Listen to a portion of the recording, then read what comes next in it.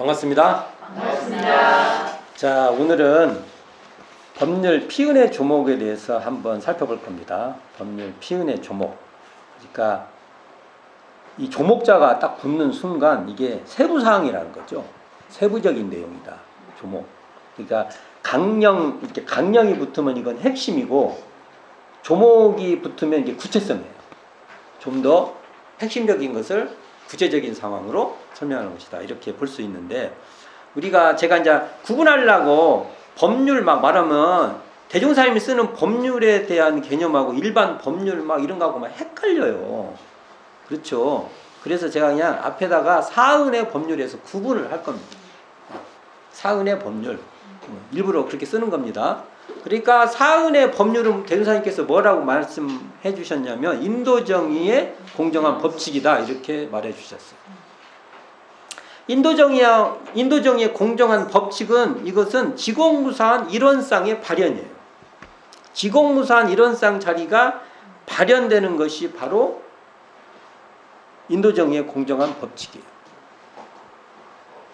자, 사은의 법률은 사람이라면 밟아가야 하는 인간의 길이에요. 인간의 길이에요. 인간의 길. 다른 길이 아니에요. 근데 이것이 어떤 길이냐? 또 인간의 길인데 이 인간의 길 중에서도 어떤 길이냐면 정의롭고 공정한 법칙이요 방향이라는 겁니다.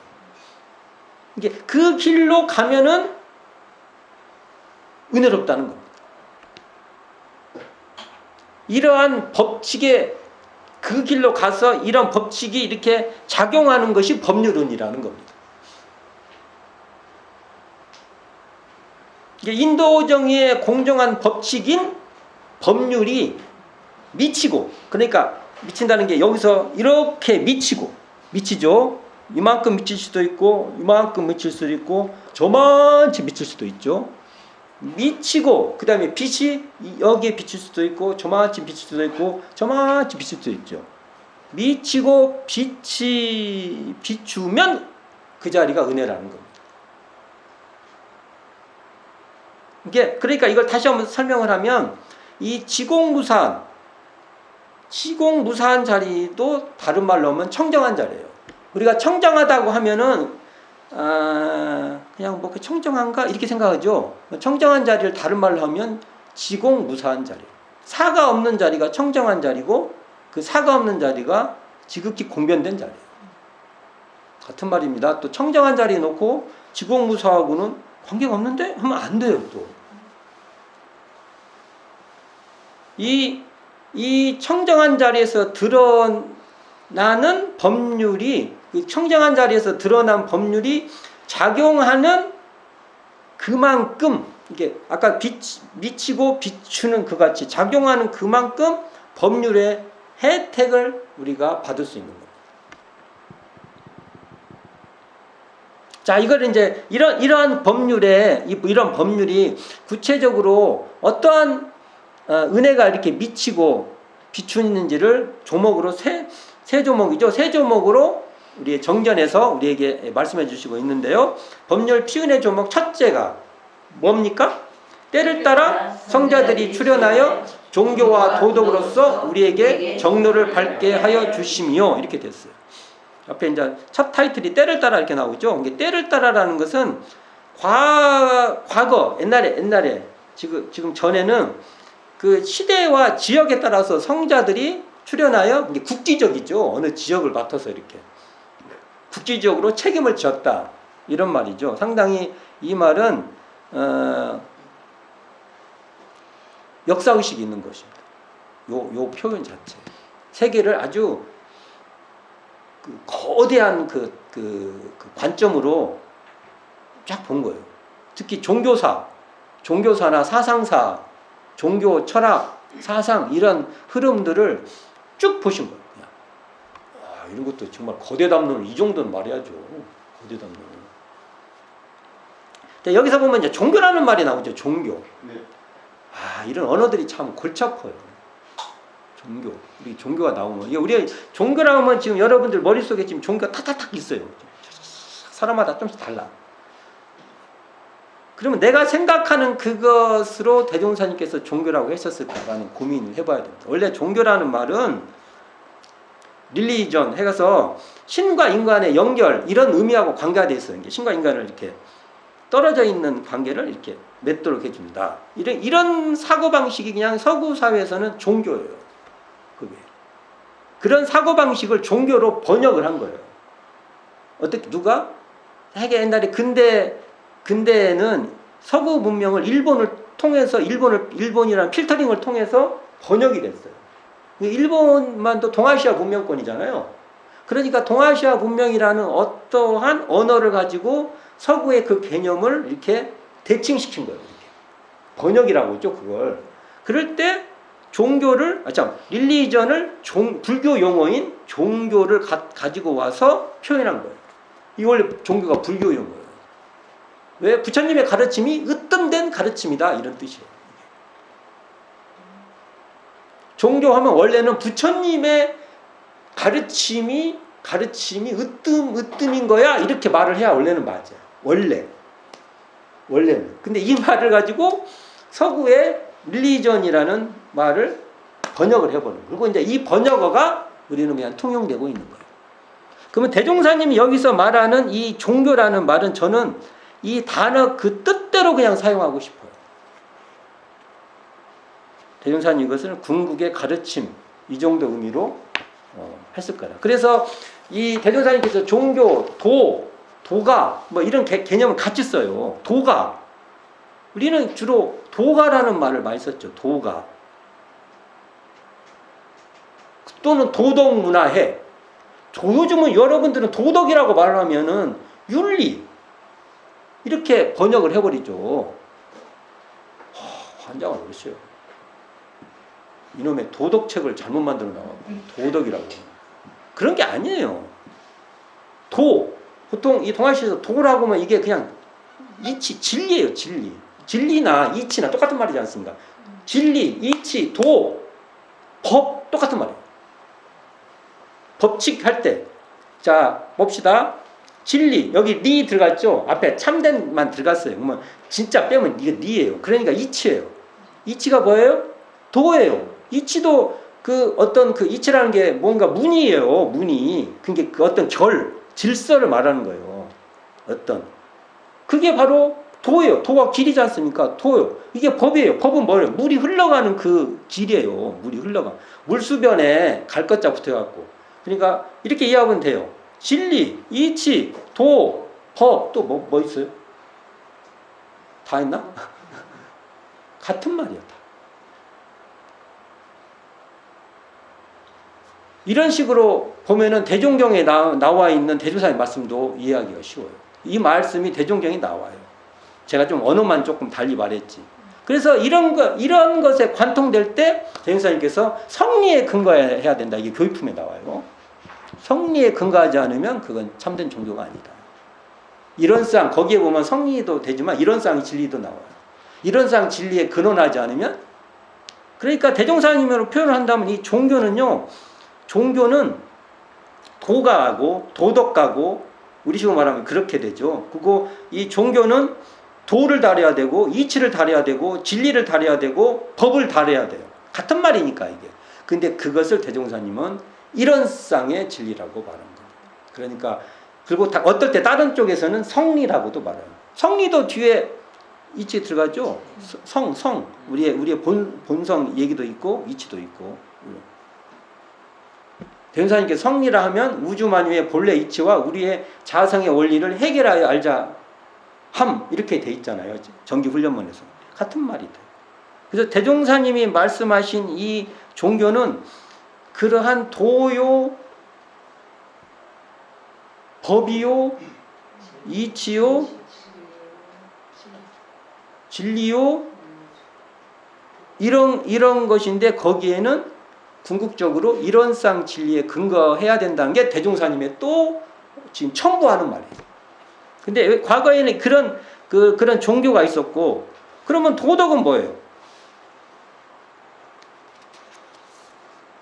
대종사님 말씀이 있어요. 종교와 도덕의 관계인데 월말통신 11호에서 이렇게 말해요. 대종사님께서. 도덕이라 하는 것은 여기서 천이라고 말하면 또 하늘 이렇게 말하면 안 돼요. 천. 천이라는 말은 그냥 진리의 보편적 뭔 얘기를 하는 거예요. 그래서 원래는 천리 이런 말을 써요. 천리. 대운사님은 천을 어떻게 말하면 천조 이렇게 말해요. 천조. 그럼 하늘에서만 만들었어? 천조가? 만들 조잖아요. 지을 조. 그러면 땅에서는 안 짓고 하늘만 지어? 참.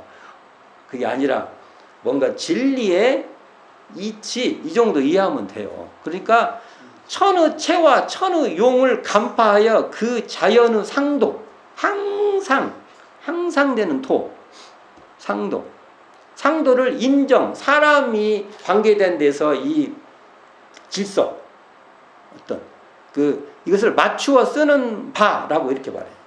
대운사의 표현이요. 다시 한번 읽어볼게요. 도덕이라 하는 것은 천의 체와 천의 용을 간파하여 그 자연의 상도를 인정에 맞추어 쓰는 바다 이렇게 말씀하고 계십니다.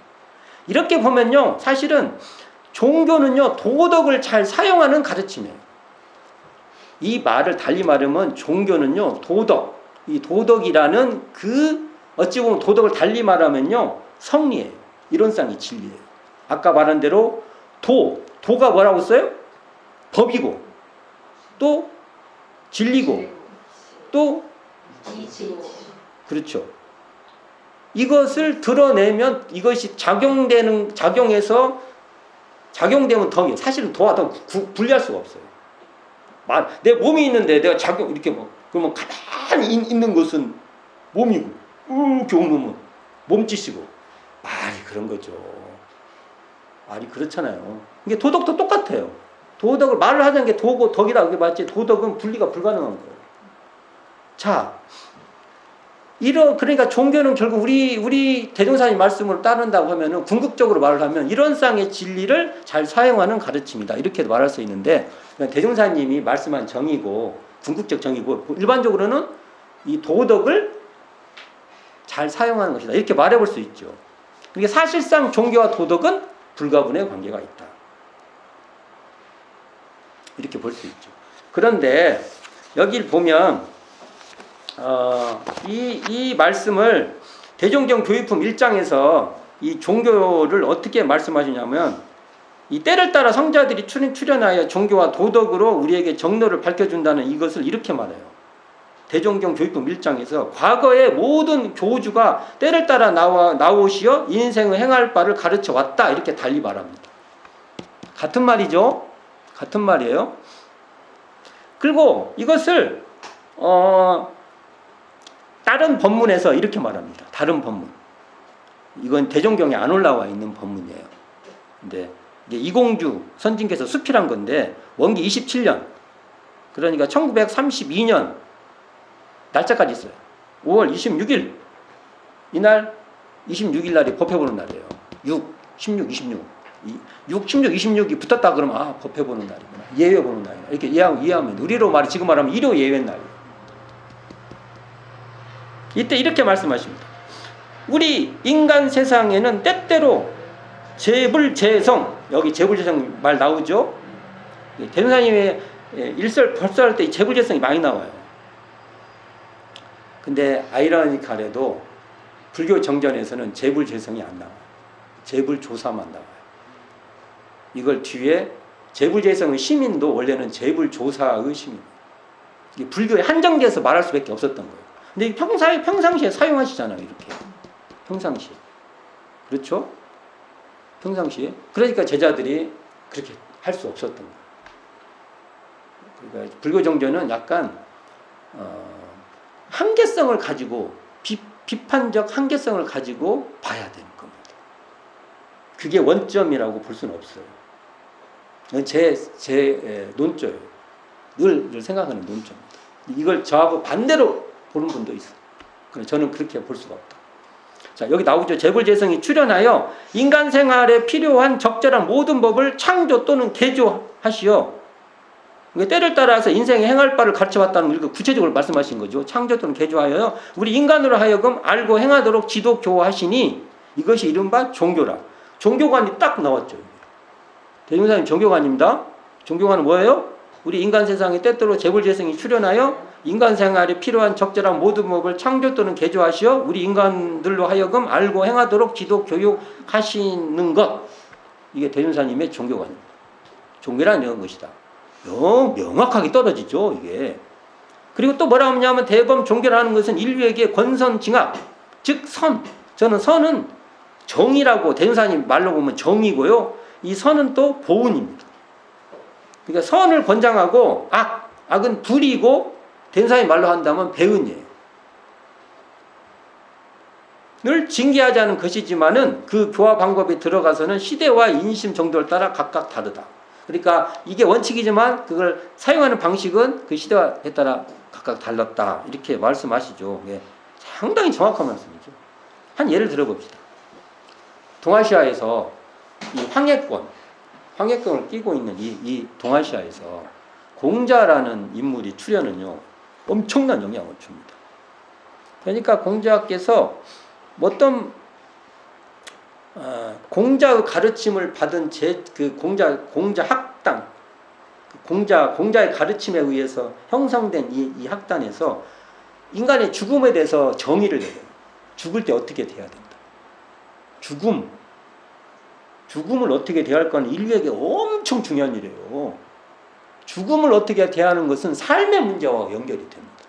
단순히 죽는 게 아니에요, 이게.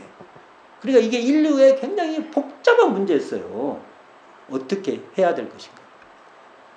거기에 대해서 어떤 얘기를 하냐면은 신종추원이라는 말이 등장해요.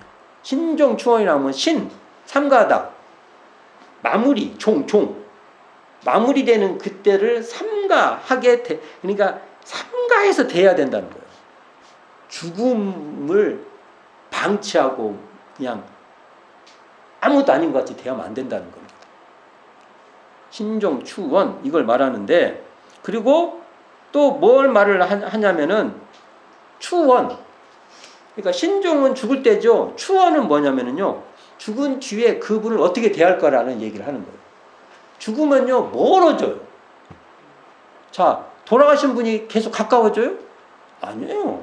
기억에서 이렇게 희미하게 돼요. 벌써 저희 아버지 열반한 씨가 지금 몇 년 됐는데 약해요, 제 기억에서. 그러니까 우리가 그것을 계속 추억,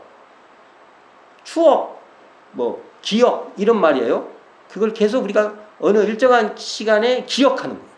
이걸 만드신 거예요. 그래서 제사도 지내고, 우리로 말하면 열반기념제도 지내고, 돌아가실 때는 우리가 상장과 천도제도 지내고. 동아시아입니다. 그것이 바로 이렇게 하는, 인간을 이렇게 대하는 것이 뭐냐면은 이것이 인간을 인간적으로 대하는 것이라는 동아시아적 전통을 만든 겁니다. 안 그래서는 가볍게 대할 수도 있지 않습니까? 이렇게 성자들의 역할이 있었다라는 겁니다. 이건 굉장히 중요한, 아까 신종추원이라는 이 말 한마디의 위력이라는 것은 동아시아 문명을 만들어버린 겁니다. 서구는요, 추원이 약해요. 신종은 있어요. 근데 추원은 상대적으로 약해요. 추원. 이 동아시아권이 굉장히 강해요. 이 제사 문화. 그러니까 이게 제사 문화라는 것을 우습게 보면 안 돼요.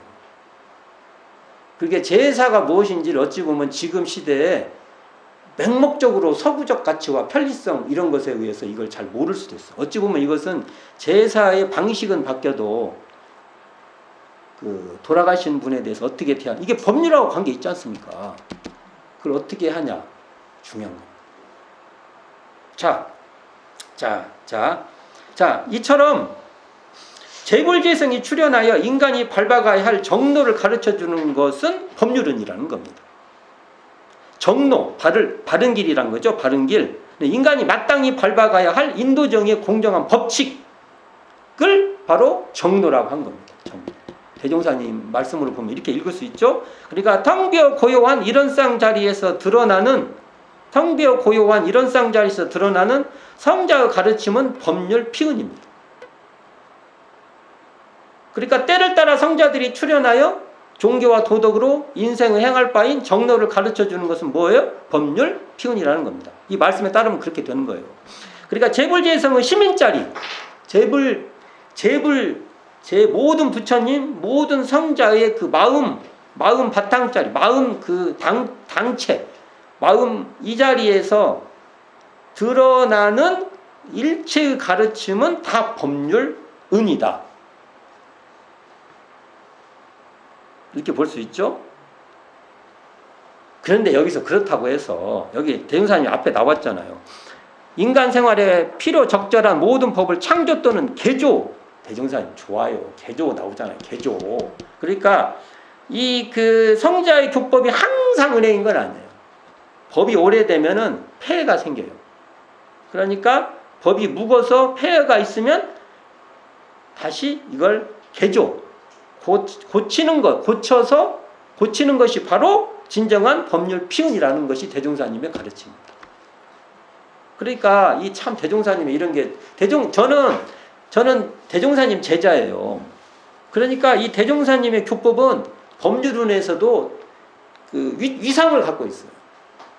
재불재성의 대종사님은 보편적인 말씀을 하지만 저는 약간 편파적이야.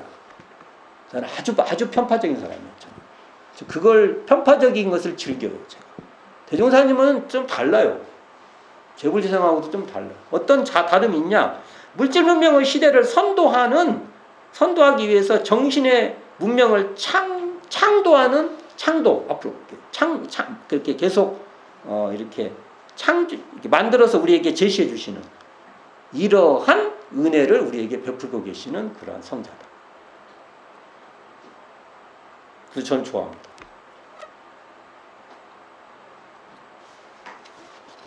다른 분하고 비교를 안 해요. 제가. 다른 분이 좀 서운하시겠다. 그러나 할 수 없어요. 저는 그래요.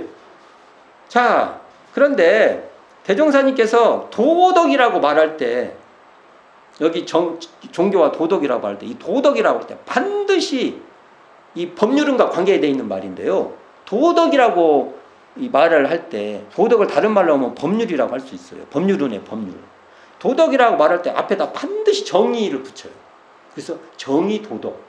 이게 대종사님 독특한 말씀인데 도덕이라는 데 수식어로 정의를 우리가 법신불 이론상 할 때 이론상에 수식어로 법신불을 붙이듯이 도덕이라는 수식어에 정의를 붙여요. 근데 대종사님께서 월말통신 11호에서 정의를 규정을 하세요. 개념 정리를 하세요. 정의가 뭐냐라는 논의가 얼마나 많습니까? 근데 대종사님께서 딱 말씀하셔. 뭐라 말씀하냐? 자리이타가 화하는 것. 이게 정의다. 내가 수도 없이 말했습니다. 이것같이 저는 정말 정확한 정의 개념이 없습니다. 너와 나가 어쨌든 같이 이롭게 하는 것이 정의지.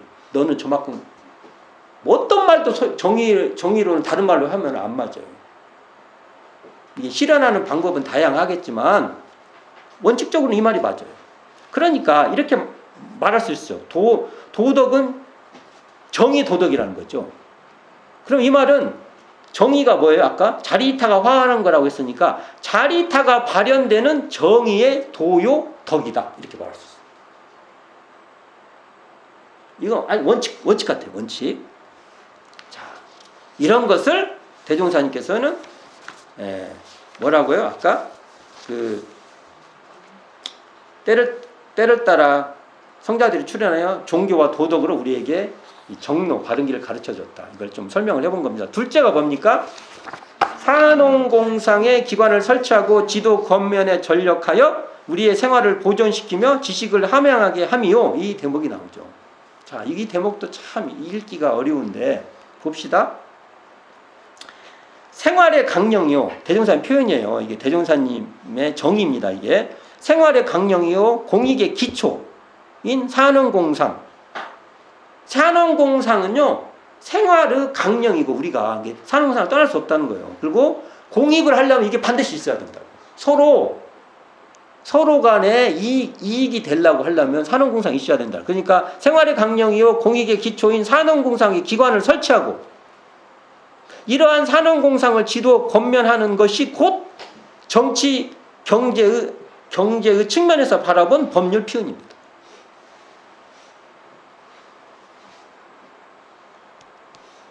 이게 자리이타인 인도 인도상, 그게 사람이 밟아가야 할 긴 인도상의 정의의 공정한 법칙을 발현하는 거예요.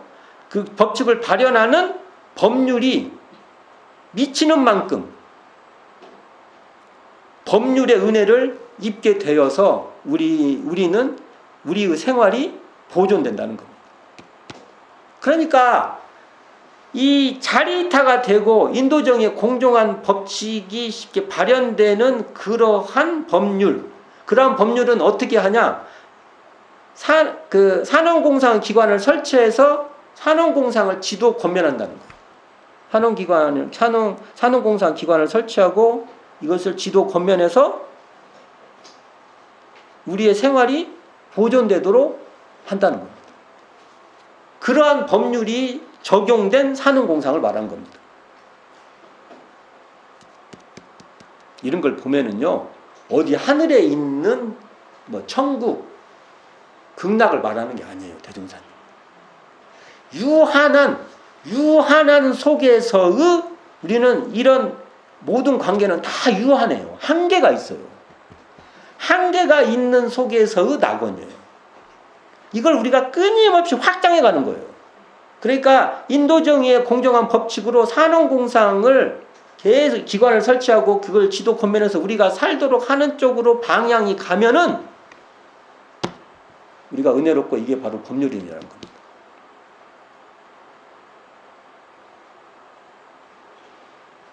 인도정의의 공정한 법칙이 미쳐가야, 이게 여기서 민도정의 공정한 법칙인 이것이 산업공상이라는 그곳 속에서 이렇게 미쳐가야, 이렇게 미쳐가야 이게 더 퍼지죠. 가야 서로 자리이타로 잘 살게 되는 겁니다. 자, 이거 현실적으로 보면은요, 우리 사회도 앞으로는요, 보편적으로 다 복지가 돼야 돼. 현실적으로 얘기를 하면 세금이 거치면 직접적으로 모든 사람한테 거쳐서 가는 게 아니라 모든 사람한테 직접적으로 그렇게끔 법률이 만들어지는 거예요. 자, 사회적으로 하다가 보니까 어느 이상으로 살 수가 없는 사람은 국가가 그 사람의 삶을 보존해야 돼요. 이것은요, 뭐냐? 그 사람이 가진 권리예요. 시혜를 베푸는 게 아니에요. 뭐 있는 자들이 내가 좀 시혜를 베푼다, 어림없는 소리예요. 이게 법률은. 우리가 법률을 이렇게 배웠으면은 그 길로 가는 겁니다. 모든 사람이 다 자리이타가 되는 그것이 바로 자리이타가 되는 이 길이 공정하고 정의로운 길입니다. 이게 바로 정의 도덕이라는 겁니다. 자, 또 봅시다. 청정한 이론상 자리에서 드러나는 인도정의의 공정한 법칙을 따라 산업공상의 기관을 설치하고 지도 권면하는 작용, 이것을 법률 피운이라고 하는 거예요. 이렇게 되면 우리가 법률에 피운됐다는 거예요. 청정 지혜인 자리에서 드러나는 인도정의의 공정한 법칙을 따라 산업공상을 통해 우리의 생활을 보존시키고 산업공상의 지식을 함양하게 하는 작용, 이것을 법률 피운이라고 하는 겁니다. 그 방향, 인도정의의 공정한 법칙으로 가는 이 방향으로 쭉 가면 우리는 거기서, 그래서 그 방향이 가는 만큼 우리가 지금 현재 우리가 은혜를 입고 있는 거예요. 그리고 우리는 이것은 그냥 현재에 고착되어 있는 게 아니에요. 계속 우리가 그쪽으로 확대해 가면서 우리가 은혜를 더 넓히고 창조할 우리는 그러할 권리가 있어요.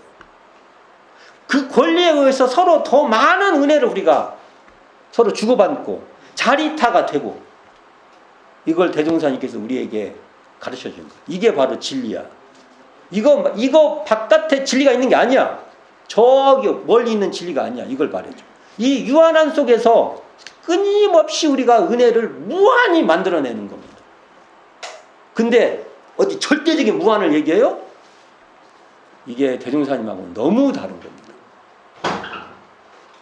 이게 참 재밌는 건데, 또 봅시다. 세 번째, 시비이해를 구분하여 불의를 징계하고 정의를 세워 안정질서를 유지하여 우리로 하여금 편안히 살게 함이니라. 이게 세 번째 대종사님 말씀이죠. 이유는 정치 법률의 영역이에요. 이게 정치 법률의 영역까지 말하는데 인도정의의 공정한 법칙이 드러나는 것은 정의예요.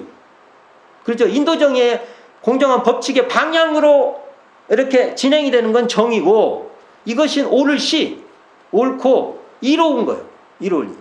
그리고 이게 막히고 가리고 뭔가 굴절되고 왜곡되고 퇴행시키고 그러면 이게 불이요 안일비예요. 그리고 해로운 거, 해로울 해. 이게 바로 이게 시비이해를 구분하여 불의를 징계하고 정의를 세우는 인도정의의 공정한 법칙이 미치는 그만큼 우리는 안정질적 은혜를 입고 사는 겁니다. 지금도 그것이 미치는 만큼 우리는 이걸 받고 살아요. 그리고 그것이 미치지 않기 때문에 우리는 그것을 더 못한다는 것을 우리는 또 이 법률 은혜에서 우리는 느껴야 되는 겁니다. 우리가 그거 안 하는 거예요, 우리가. 그래서 전에 말씀드렸죠. 배은의 결과도, 법률 배은의 결과도 깨달음의 청정한 지혜의 안목으로 보면 그것도 피은이다. 은혜 입은 것이다. 말씀드렸죠. 그러니까 텅 비어 고요한 이런 쌍자리에서 드러나는 일도정의의 공정한 법칙에 따라 시비해를 구분하여 불의를 징계하는 그만큼 법률 피운인 겁니다. 텅 비어 고요한 이런 쌍자리에서 드러나는 인도정의의 공정한 법칙에 따라 시비해를 구분하여 정의를 세우는 정의가 자리타의 도죠. 그 자리타의 그 공정한 그 법칙. 이것을 드러내는 그만큼 법률 피운인 겁니다. 우리가 이 유한한 속에서 그걸 입고 사는 겁니다. 결국 텅 비어 고요한 이런 쌍자리에서 드러나는 인도정의의 공정한 법칙에 따라 시비이해를 구분하여 불의를 제거하고 정의를 세워 안정질서를 유지하도록 하여 편안하게 살게 하는 이것이 법률 피운이라는 겁니다. 자, 회보 17호에서 대종사님께서 이렇게 말합니다. 시비이해를 분석하여 주는 정의의 법률. 이게 정의의 법률이라. 그러니까 이게 정의가 뭐예요? 정의? 또 이게 이제 그러니까 정의 여러 개념 쓰이지만 이 정의의 법률이 득권. 우리가 힘을 얻으면 어떻게 돼야 되냐면 이게 득권을 했다는 거예요. 이게 세워졌다는 소리는 정의의 법률이 이렇게 피어난다는 것은 이런 겁니다. 어떠한 계급, 어떠한 처지에 있든지 다른 사람을 유익 주어야 잘 사는 것이 그런 세상인 거예요. 이게. 지금 시대를 한번 생각해 보세요. 법률을 알았다고 우리가 어떻게 행동을 해야 될지. 법률을 우리가 해서 정의의 법률을 우리가 얻었다고 하면은 우리는 어떻게 행동을 해야 되는지 이게 대운사님 말씀이잖아요. 어떻게 해요? 어떤 계급만 이익이 돼. 어떠한 처지만 이익이 돼. 이건 용납이 안 되는 거예요. 법률은의 차원에서 보면. 다른 사람이 모두 유익 주어야 우리가 잘 사는 것이다. 이렇게 대운사님 말씀입니다. 근데 만일 정의의 법률이 권리를 얻지 못해. 개인도 그렇지만 그 단체, 그 사회, 그 국가가 이런 걸 잃어버리면 다른 사람을 해롭게 하는 사람이 잘 살게 된다는 겁니다. 우리는 살펴봐야 돼요. 법률을 우리가 알면은요, 어떤 특정한 집단, 특정한 사람, 이런 사람들은만 유리한 어느 지역, 우리는 당연히 이것을 받아야 돼. 이런 사유는 용납할 수가 없어요. 법률을 알기 때문에. 인도정의의 공정한 법칙이 실현되는 사회를 추구하신 거예요. 그러니까 정의는 자리이타가 화하게 하는 것이므로 자리이타가 발현되는 인도정의의 공정한 법칙인 정의의 법률을 추구하라는 대종사님의 준엄한 말씀입니다. 이걸 외면할 수는 없습니다. 자, 대종사님께서 이런 말씀을 합니다. 월말통신 11호에서 이런 말씀을 합니다. 정의와 도덕을 연동해서 말해요. 늘. 어떻게 말하냐? 만일 정의와 도덕이 없다면 약육강식이 돼서 늘상 있는 일이 약육강식이 을의 일상사가 되어버린다는 거예요. 약육강식이야? 너무 그게 진리야. 네가 못났으니까 그렇게 되는 거지. 그러면 네가 그거 해. 이게 불평등을 그냥 인정해버리고 자기가 독점하는 것을 그냥 인정해버리는 사회가 된다는 거예요. 대운사님 표현입니다. 그러기 때문에 사람이 차라리 사람의 면목을 무릅쓰고 금수 생활을 하기로 한다면 모르거냐. 그러한 패권사회, 그런 어떤 일정한 그 사람만 이익을 하는 것을 대종사님께서 그걸 금수사회라고 한 거예요. 무서운 말씀이에요. 대종사님이. 사람으로서 능히 사람다운 생활을 하기로 할진데 이 두 가지, 이게 정의와 도덕을 떠나서는 될 수 없다고 생각하느라고 말씀했어요. 정의를 또 묶으면 정의의 도덕이죠. 그러니까 동포보훈의 결과에서 이런 말이 나와요. 구세 성자들이 자비 방편을 베푸사 도덕이나 정치나 혹은 무력으로 배운 중생을 제도한다, 이런 말이 나옵니다. 이 말씀은 법률 피은의 조목 1조 때를 따라 성자들이 출현하여 종교와 도덕으로서 정로를 밝게 한다와 좀 거칠게 말하면 3조 12회를 구분하여 불의를 징계하고 정의를 세워 안정질서를 유지하여 우리로 하여금 편안히 살게 함이오와 상통하고 있어요. 이게. 앞에 치는 도덕이라 한다면 뒤에 부분은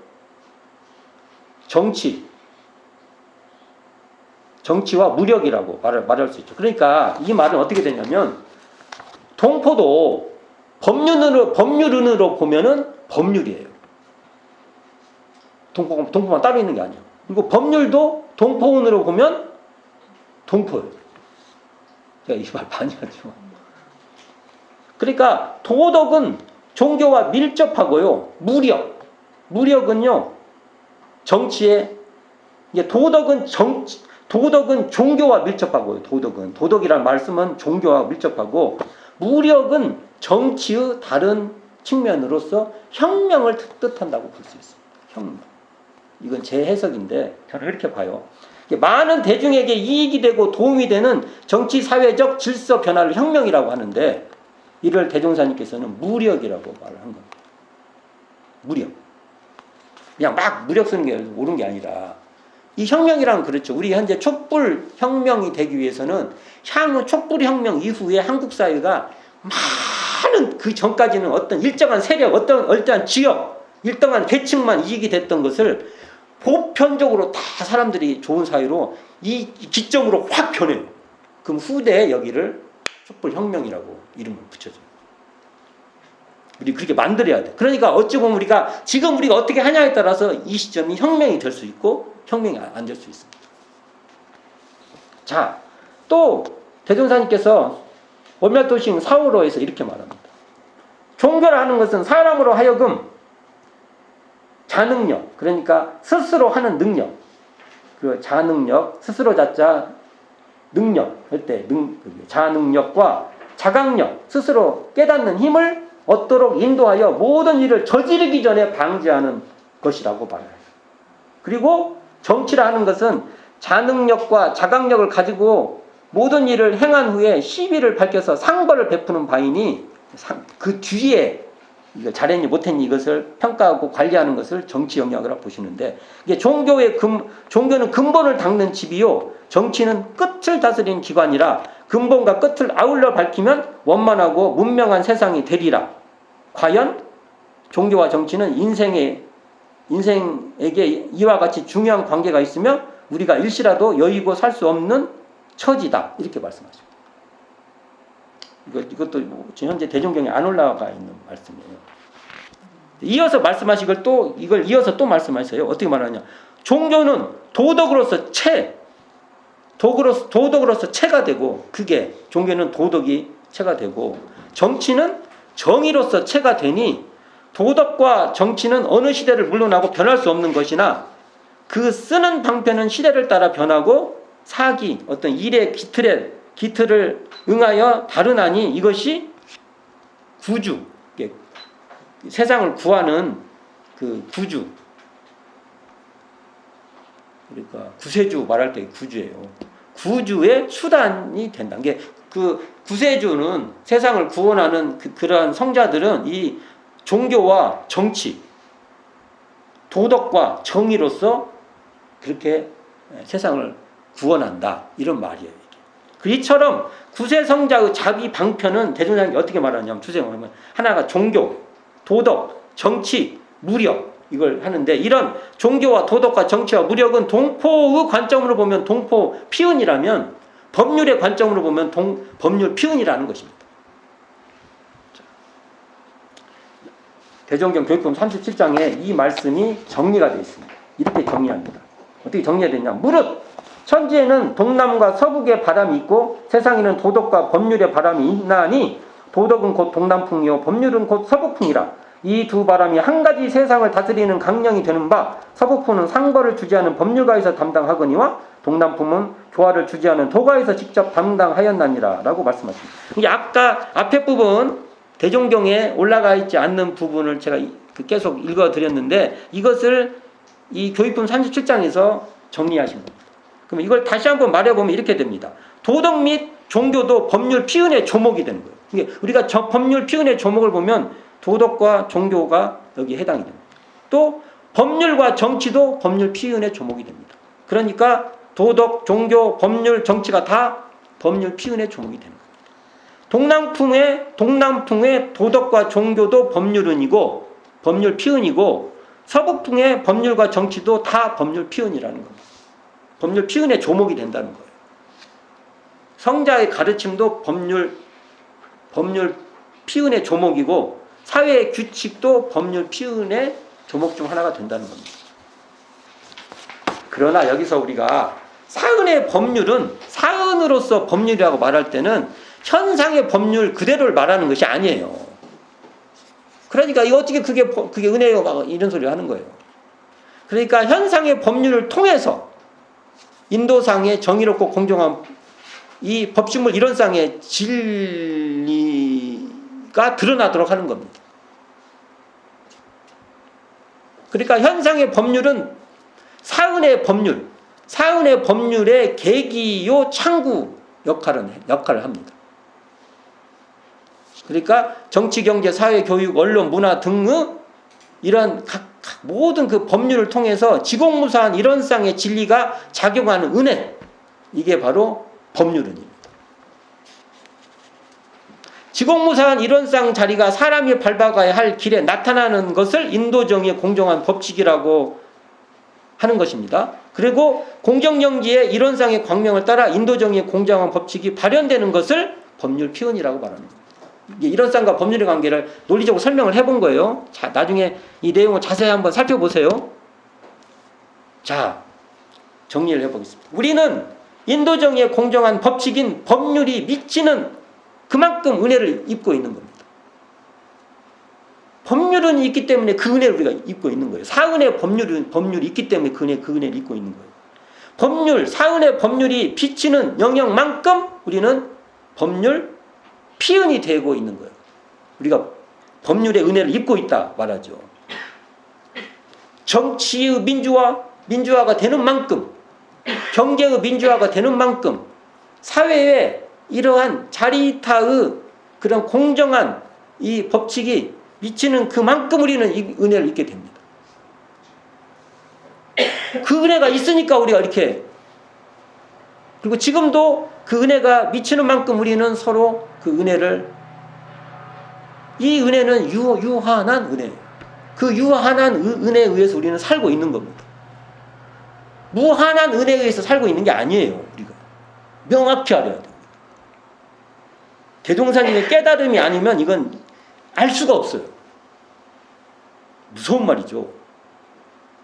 인도정의의 공정한 법칙이 사통오달로 사통오달 어떤 길 보면 막 사방팔방으로 다 튀어있다고 하지 않습니까? 사통오달로 미치는 만큼, 비추는 만큼, 그런 비추는 그런 문명을 만들수록 그런 문명을 우리가 만들어가요.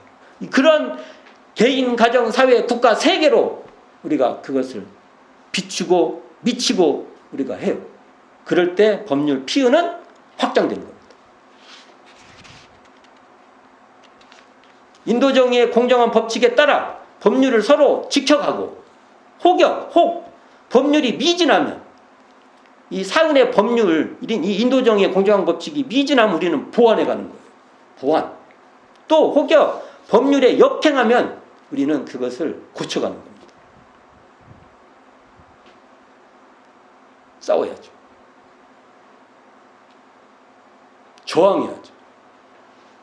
저항하는 것이 법률 보훈이 되는 겁니다. 우리는 저항권이 있습니다. 어떤 저항권? 인도정의한 공정한 법칙을 우리는 누릴 수 있는 권리가 있는 사람이에요. 그러한 우리들이에요.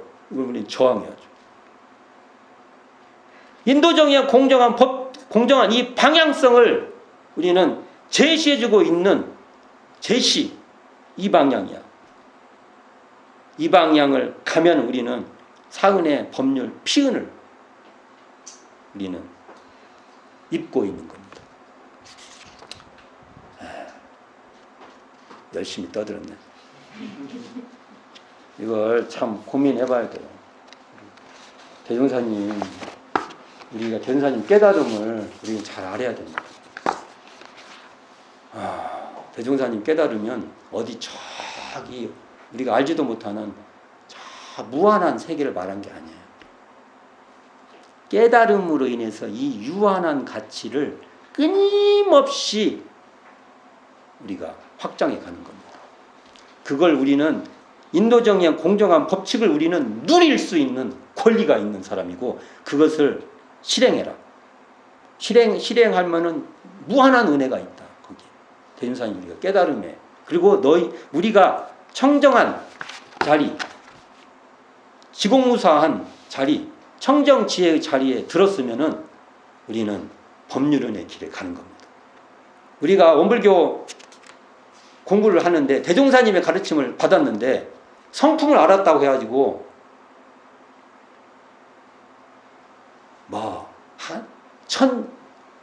산이 산은 산이고 물은 물이고 이건 대종사님은요 그런 말 안 해요. 문명을 건드려 버리는 거예요. 깨달으셔가지고 내 성품을 알아서 이 성품으로 문명을 건드려 버린 거예요. 문명. 우리가 어떻게 살아야 될지 스케일이 다릅니다. 우리도 마음 공부하고 이론상 공부를 하고 성립 공부를 한다면 이 사은의 길, 특히 법률 피은의 이 길에 우리는 들어서야 됩니다. 수고하셨습니다. 애쓰셨어요. 들으시냐고요?